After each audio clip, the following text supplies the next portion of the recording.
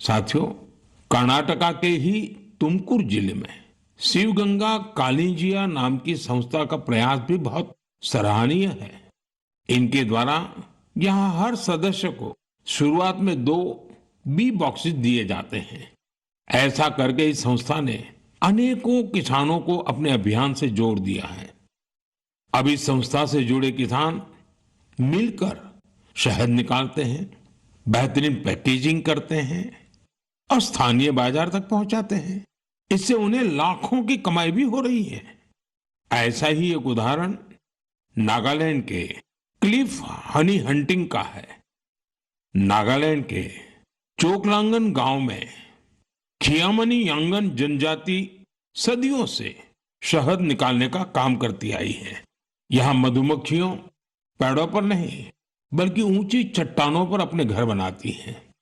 इसलिए शहद निकालने का काम भी बहुत जोखिम भरा होता है। इसलिए यहाँ के लोग मधुमक्खियों से पहले सौम्यता से बात करते हैं, उनसे अनुमति लेते हैं, उन्हें बताते हैं कि आज वे शहद लेने आए हैं। इसके बाद शहद निकालते हैं। साथियों, आज भारत हनी प्रोडक्शन में नए रिकॉर्ड बना रहा है।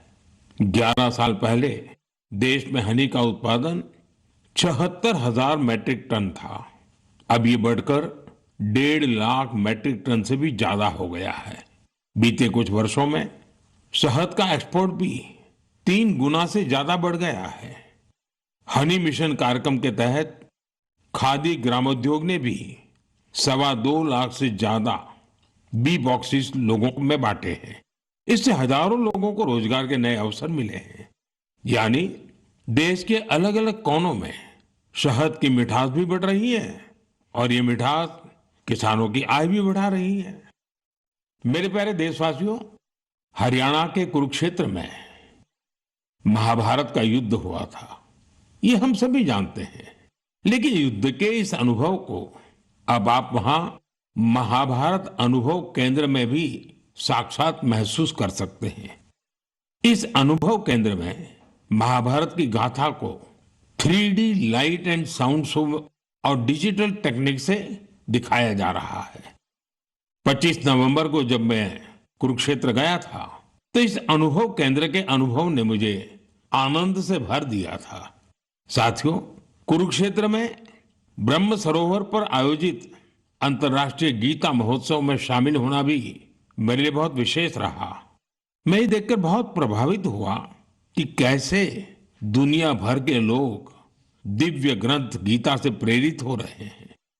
इस महोत्सव में यूरोप और सेंट्रल एशिया सहित विश्व के कई देशों के लोगों की भागीदारी रही। इस महीने की शुरुआत में सऊदी अरब में पहली बार किसी सार्वजनिक मंच पर गीता की प्रस्तुति की गई है। यूरोप के लातविया में भी एक यादगार गीता महोत्सव आयोजित किया गया। इस महोत्सव में लातविया, एस्टोनिया, लिथुआनिया और अल्जीरिया के कलाकारों ने बढ़ चढ़ करके हिस्सा लिया। साथियों, भारत की महान संस्कृति में शांति और करुणा का भाव सर्वोपरि रहा है। आप दूसरे विश्व युद्ध की कल्पना कीजिए, जब चारों ओर विनाश का भयावह माहौल बना हुआ था। ऐसे मुश्किल समय में गुजरात के नवानगर के जाम साहब महाराजा दिग्विजय सिंह जी ने जो महान कार्य किया वो आज भी हमें प्रेरणा देता है।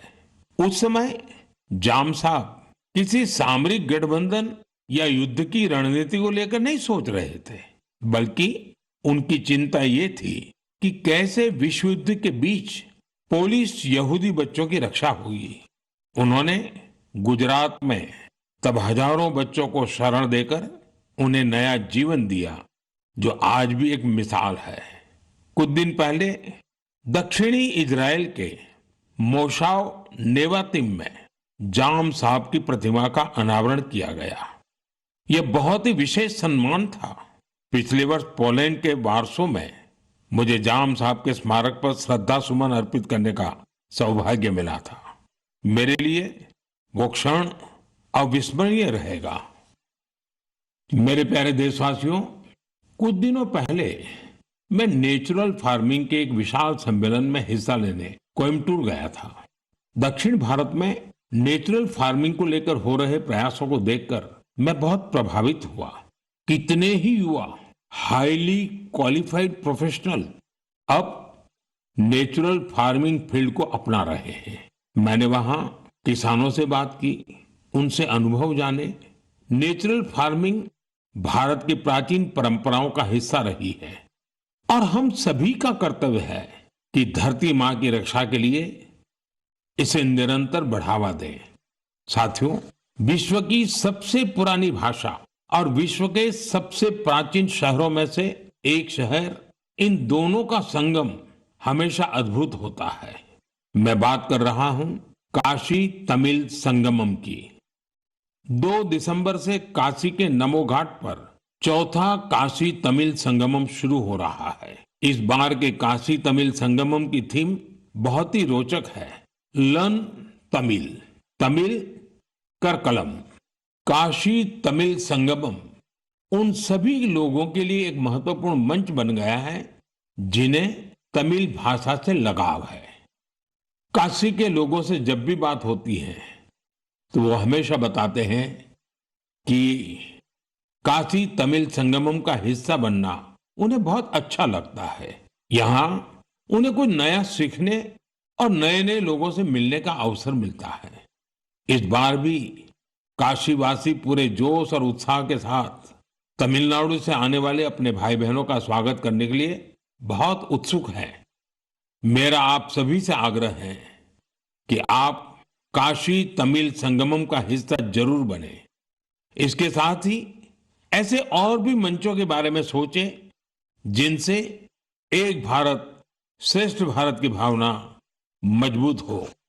यहां मैं एक बार फिर कहना चाहूंगा, तमिल कलाचारम उयर्वानद, तमिल मोली उयर्वानद, तमिल इंडियाविन पेरुमिदम। मेरे प्यारे देशवासियों, जब भारत के सुरक्षा तंत्र को मजबूती मिलती है तो हर भारतीय को गर्व होता है। पिछले हफ्ते मुंबई में आईएनएस माहे को भारतीय नौसेना में शामिल किया गया। कुछ लोगों के बीच इसके स्वदेशी डिजाइन को लेकर खूब चर्चा रही। वहीं पुडुचेरी और मालाबार कोस्ट के लोग इसके नाम से ही खुश हो गए।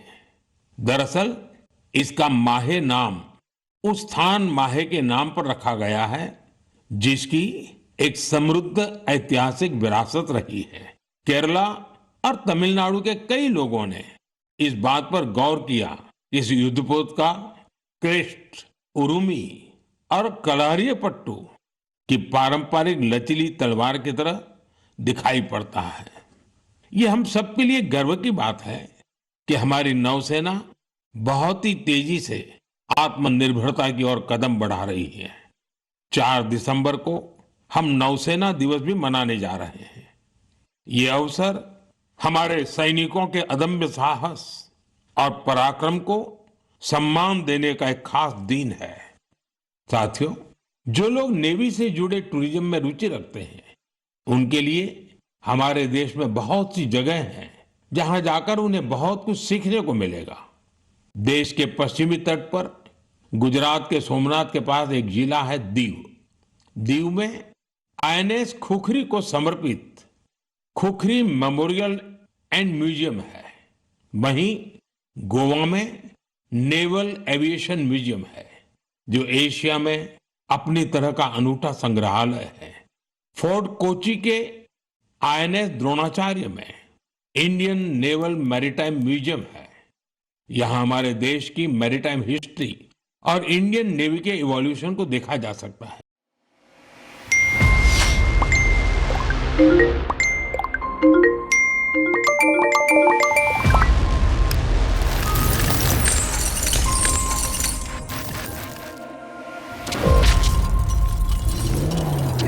आज के दिन में कितने लोग आप में से हैं जिनका पहला हाथ फोन पे जाता है?